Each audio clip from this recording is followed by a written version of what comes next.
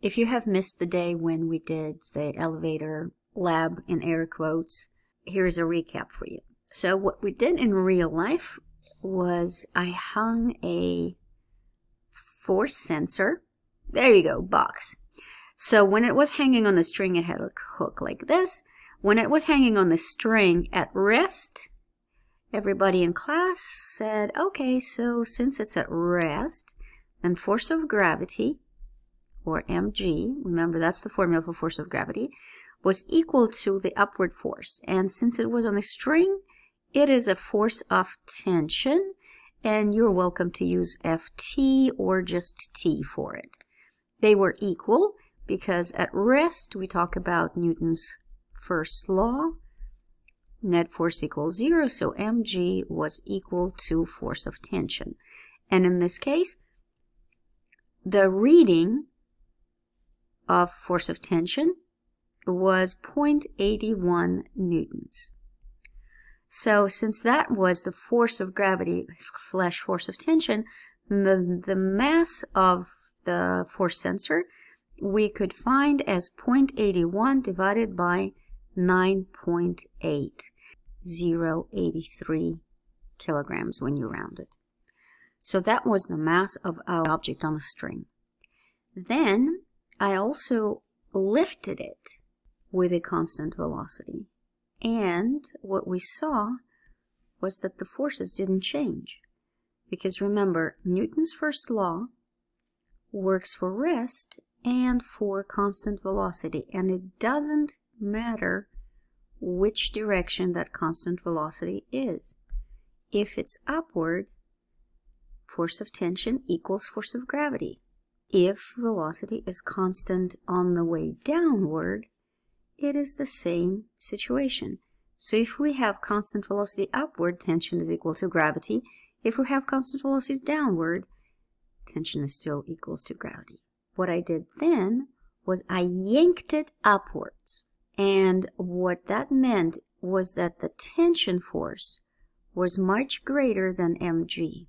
So when I yanked it, what happened is my force of tension was much, much greater than force of gravity. So much so that the sensor actually read 331 newtons, or something like that. That sensor, force sensor, was moving up with acceleration.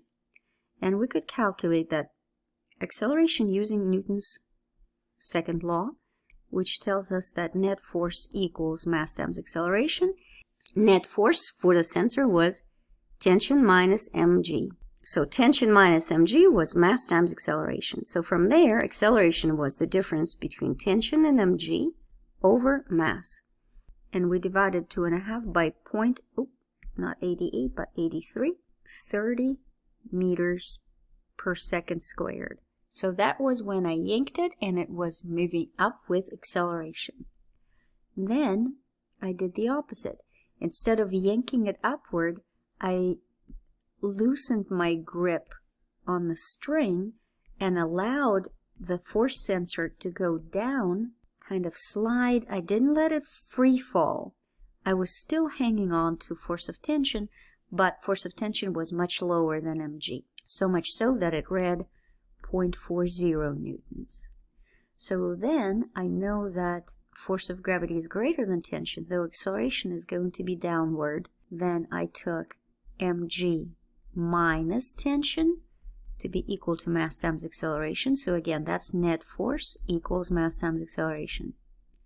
From there, acceleration is mg didn't change, it's still 0.81. Tension is now 0.4, and all of that divided by 0.083, which was the mass. 4.9 meters per second squared downward. So force of tension is less if it's accelerating downward, and force of tension is more when it is accelerating upward. So that was our preliminary lab before we went on to this worksheet.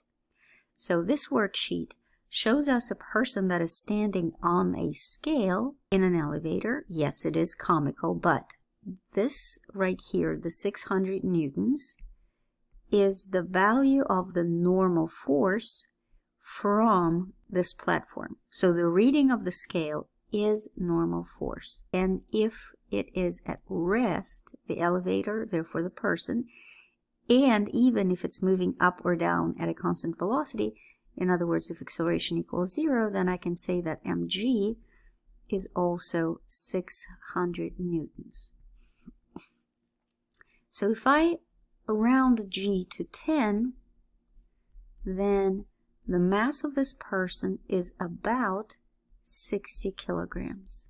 If my elevator is now accelerating upward at 2 meters per second squared, then my mg, which is 600 newtons, this doesn't change, it's the same person, is less than force normal. How much less? Well, normal force minus mg should be equal to about 60 kilograms times 2.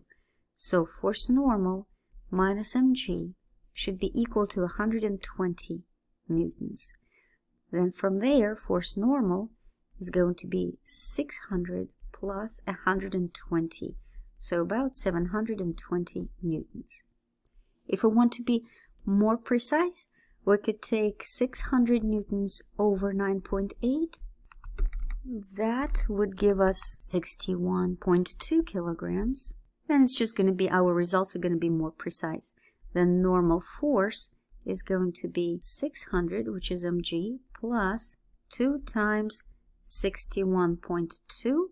So 600 plus twice 61.2, that gives me 722.4 newtons. So about 720 if I round it. So rounding gives us basically the same answer. If acceleration is now down 3 meters per second, that tells me that my force of gravity now is greater than my force normal. So it's still Fg and it's still 600 newton. Only now my upward force, normal force, is less.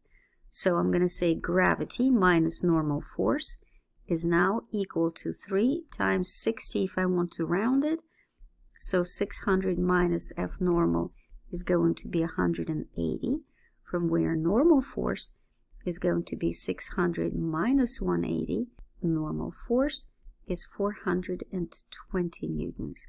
Again, if I want to be more precise, then I'm going to say 600 minus force normal is going to be 3 times 61.2. Again, force normal, if I subtract 600 minus 183, that's going to be 416.4 newtons. So overall, if I were to round it to 2 sig figs, that is about 420 newtons. What will be the reading of the scale if the cable breaks and the elevator starts free falling down? If I were to write net force equals mass times acceleration, just like before, then again mg minus force normal is going to be ma. Now mg minus force normal, if it says free falling down, that means the acceleration equals g, and then I'm going to say mg. Well, what can I subtract from mg to get mg? Only a 0. So force normal is going to be 0 newtons. Astronauts are falling down with a spaceship at the same g.